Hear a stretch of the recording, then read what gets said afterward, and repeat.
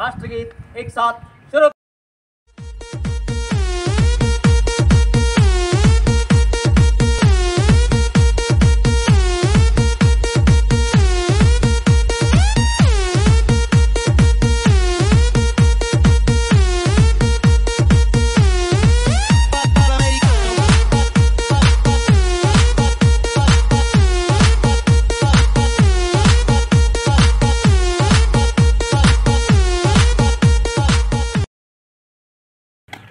ನಮ್ಮ ಶಾಲೆಯ 3 ನಿಲಯಗಳಾದಂಥ ಕೆಂಪು ನಿಲಯ, ನೀಲಿ ನಿಲಯ ಹಾಗೂ ಹಸಿರು ನಿಲಯಗಳ ವಿದ್ಯಾರ್ಥಿಗಳಿಂದ ಅತಿಥಿ ಮಹೋದಯರಿಗೆ ಗೌರವ ವಂದನೆಯಲ್ಲಿ ಇವತ್ತಿನ ಸ್ಟೈಲ್ ಮಾರ್ಕ್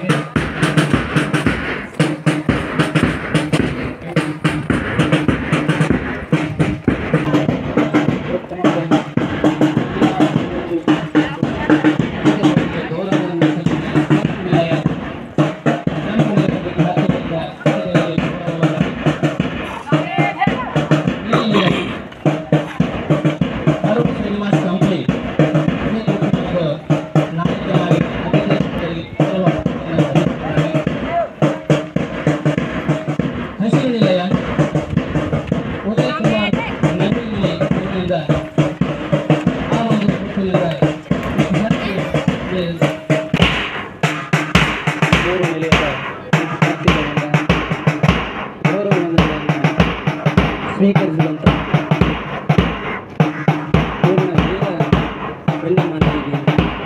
ಶಾಲೆಗೆಲ್ಲ ಸಿಬ್ಬಂದಿಯವರಿಗೆ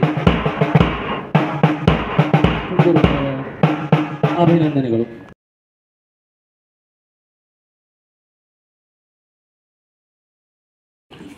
ವೇದಿಕೆ ಮೇಲೆ ಆಸೀನರಾಗಿರ್ತಕ್ಕಂತಹ ಶಾಲೆಯ ಮುಖ್ಯೋಪಾಧ್ಯಾಯರಿಗೆ ಹಾಗೂ ಎಲ್ಲ ಶಾಲೆಯ ಶಿಕ್ಷಕ ವೃಂದಕ್ಕೂ ಜೊತೆಗೆ SDMCಯ ಅಧ್ಯಕ್ಷರು ಮತ್ತು SDMCಯ ಸರ್ವ ಸದಸ್ಯರಿಗೂ ಹಾಗೂ ಊರಿನ ಎಲ್ಲ ಗಣ್ಯಮಾನ್ಯರಿಗೆ ಮುಂಜಾನೆಯ ಶುಭ ವಂದನೆಗಳನ್ನು ತಿಳಿಸ್ತಾ, ಅದೇ ರೀತಿ ವೇದಿಕೆ ಮುಂದೆ ಆಸೀನರಾಗಿರ್ತಕ್ಕಂತಹ ಚಿನ್ನ, ರನ್ನ, ಮುದ್ದು, ಬಂಗಾರಗಳು, ವಜ್ರ ವೈಡೂರ್ಯಗಳಂತಿರುವ ಎಲ್ಲ ವಿದ್ಯಾರ್ಥಿಗಳಿಗೂ ಕೂಡ ಮುಂಜಾನೆಯ ಶುಭ ವಂದನೆಯನ್ನು ತಿಳಿಸ್ತಾ, ಇವತ್ತು ನಮ್ಮ ಶಾಲೆಯಲ್ಲಿ 76ನೇ ಗಣರಾಜ್ಯೋತ್ಸವವನ್ನು ಆಚರಿಸ್ತಾ ಇದ್ದೀವಿ. ಇದರ ಹಿನ್ನೆಲೆಯಲ್ಲಿ ಒಂದೆರಡು ಮಾತು ಮಾತಾಡಪ್ಪ ಅಂತೇಳಿ ನಮ್ಮ ಹೆಡ್ ಮಾಸ್ಟರ್ ಅವ್ರು ನನಗೆ ವೇದಿಕೆಯನ್ನು ಕೊಟ್ಟರು. ನನಗೆ ಇಲ್ಲಿ ಮಾತಾಡ್ಬೇಕಾದ್ರೆ ಸ್ವಲ್ಪ ಭಯ ಆಗ್ತಾ ಇದೆ. ಯಾಕಂತ ಹೇಳಿದ್ರೆ ನಮ್ಮ ಹೆಡ್ ಮಾಸ್ಟರ್ ಆಗಿರ್ಬೋದು, ಆಮೇಲೆ ನಮ್ಮ ಎಲ್ಲ ಶಿಕ್ಷಕರ ಮುಂದೆ ನಾನು ಭಾಳ ಚಿಕ್ಕವ್. ನಾನು ಇಲ್ಲಿ ಮಾತಾಡ್ಬೇಕಾದ್ರೆ ಹೆಂಗೆ ಫೀಲ್, ಅವರೆಲ್ಲ ಒಂದೊಂದು ಯೂನಿವರ್ಸಿಟಿ ಇದ್ದಂಗೆ, ವಿಶ್ವವಿದ್ಯಾಲಯಗಳಿದ್ದಂಗೆ ಅವರು. ಅಂತಹ ವಿಶ್ವವಿದ್ಯಾಲಯಗಳ ಮುಂದೆ ನಾವು ಒಂದು ಸಣ್ಣ ಪ್ರಾಥಮಿಕ ಶಾಲೆ ನಿಂತು ಮಾತಾಡಕತ್ತೀನೋ ಅಂತ ಒಂದು ಫೀಲ್ ಆಗ್ತಾ ಇದೆ. ಸೊ ಅದಕ್ಕಾಗಿ ನನ್ನ ಭಾಷೆಯಲ್ಲಿ ಅಥವಾ ಭಾಷಣದಲ್ಲಿ ಏನಾದರೂ ತೊಂದರೆ ಅಥವಾ ತಪ್ಪುಗಳಾದ್ರೆ ದಯವಿಟ್ಟು ಕ್ಷಮಿಸಿ ಸರ್ ಅಂತ ಕೇಳ್ತಾ, 76ನೇ ಗಣರಾಜ್ಯೋತ್ಸವವನ್ನು ನಾವು ನಮ್ಮ ಸ್ಕೂಲಲ್ಲಿ ವಿಜೃಂಭಣೆಯಿಂದ ಆಚರಣೆ ಮಾಡ್ತಾ ಇದ್ದೀವಿ. ಗಣರಾಜ್ಯೋತ್ಸವ ಅಂತ ಹೇಳಿ ನಾವು ಯಾಕೆ ಆಚರಣೆ ಮಾಡ್ತೀವಿ ಅಂತ ನೋಡೋದಾದ್ರೆ, ಮೊದಲಿಗೆ ನಿಮ್ಗೆಲ್ಲ ಗೊತ್ತು, 1947 ಆಗಸ್ಟ್ 15ಕ್ಕೆ ಸ್ವಾತಂತ್ರ್ಯವನ್ನ ಪಡೆದುಕೊಳ್ತೇವೆ ನಾವು. ಬಟ್ ಸ್ವಾತಂತ್ರ್ಯ ಪಡೆದುಕೊಂಡಾದ್ಮೇಲೆ ಭಾರತ ಗಣರಾಜ್ಯ ರಾಷ್ಟ್ರ ಆಗಿರಲಿಲ್ಲ. ಹಾಗಿದ್ರೆ ಗಣರಾಜ್ಯ ರಾಷ್ಟ್ರ ಯಾವಾಗಾಯ್ತು? 1950 ಜನವರಿ 26ಕ್ಕೆ ಗಣರಾಜ್ಯವಾಯ್ತು. ಹಂಗಂದ್ರೆ ಗಣರಾಜ್ಯ ಅಂದ್ರೆ ಏನು ಅನ್ನೋದು ನಮಗೆ ಗೊತ್ತಿರ್ಬೇಕು.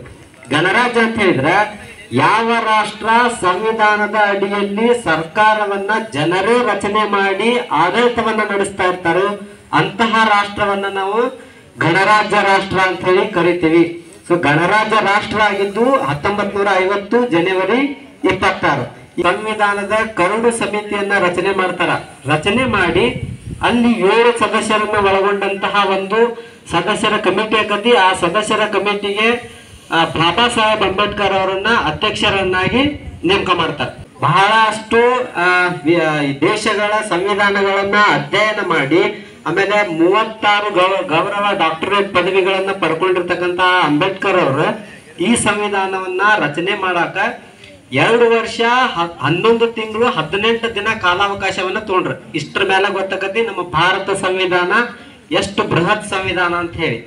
ನನಗೆ ಎಷ್ಟೋ ವಿದ್ಯಾರ್ಥಿಗಳು ಕೇಳ್ತಾ ಇರ್ತಾರ, ಸರ್ ನೀವು ಪಾಠ ಮಾಡ್ತೀರಿ, ಒಂದೊಂದು ಸಬ್ಜೆಕ್ಟ್ ಒಬ್ಬೊಬ್ರು ಟೀಚರ್ ಅದೀರಿ, ಒಂದೊಂದು ವಿಷಯ ನೀವು ಮಾಡ್ಬೇಕು, ಬಟ್ ನಾವು 6 ಸಬ್ಜೆಕ್ಟ್ ಅಥವಾ 7 ಸಬ್ಜೆಕ್ಟ್ ಅನ್ನ ಒಬ್ಬರೇ ಓದ್ಬೇಕು ಸರ್ ಅಂತ ಹೇಳಿ.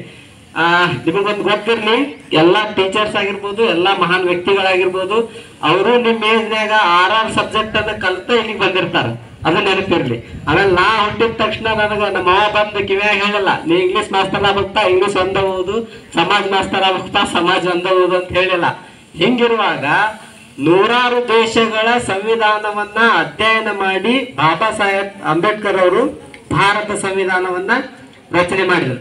1950 ಜನವರಿ 26ಕ್ಕೆ ಅದನ್ನ ಜಾರಿಗೆ ತಗೊಂಡ್ಬಂದೆ ನಾವು. ಅಂಗೀಕಾರ ಮಾಡಿದ ಬೇರೆ, ಜಾರಿಗೆ ತಗೊಂಡ್ಬಂದಂತಹ ದಿನ ಬೇರೆ. ನಮ್ಮ ಸಂವಿಧಾನವು ಅನೇಕ ರೀತಿಯಾದಂತಹ ಮೂಲಭೂತ ಹಕ್ಕುಗಳನ್ನು ಕೊಟ್ಟ, ಮಾತನಾಡುವ ಹಕ್ಕಾಗಿರ್ಬೋದು, ಆಮೇಲೆ ಜೀವಿಸುವ ಹಕ್ಕಾಗಿರ್ಬೋದು, ಆಮೇಲೆ ಕಾನೂನಿನ ಮೂಲಕ ಎಲ್ಲಾ ವ್ಯಕ್ತಿಗಳು ಸಮಾನರು ಅನ್ನುವಂತಹ ಹಕ್ಕಾಗಿರ್ಬೋದು, ಇಂತಹ ಅನೇಕ ಹಕ್ಕುಗಳನ್ನ ನಮ್ಮ ಸಂವಿಧಾನ ಕೊಟ್ಟತಿ. ಅಂತಹ ಸಂವಿಧಾನದ ಅಡಿಯಲ್ಲಿ ನಾವು ನೀವೆಲ್ಲರೂ ಅದರ ದಾರಿ ದೀಪದಲ್ಲಿ ನಡೀತಾ ಹೋಗೋಣ ಅಂತ ಹೇಳ್ತಾ, ಇಷ್ಟೊತ್ತು ಮಾತನಾಡಲಿಕ್ಕೆ ನನಗೆ ಅನುವು ಮಾಡಿಕೊಟ್ಟಿರ್ತಕ್ಕಂತಹ ನಮ್ಮ ಶಾಲೆಯ ಮುಖ್ಯೋಪಾಧ್ಯಾಯರಿಗೂ ಹಾಗೂ ವೇದಿಕೆ ಮೇಲೆ ಆಸೀನರಾಗಿರ್ತಕ್ಕಂತಹ ಎಲ್ಲಾ ಗಣ್ಯಮಾನ್ಯರಿಗೂ ಮತ್ತು ಮುಖ್ಯ ವಿದ್ಯಾರ್ಥಿಗಳಿಗೆ ವಂದಿಸುತ್ತಾ ನನ್ನ ಭಾಷಣಕ್ಕೆ ವಿರಾಮವನ್ನು ಇಡ್ತಾ ಇದ್ದೀನಿ.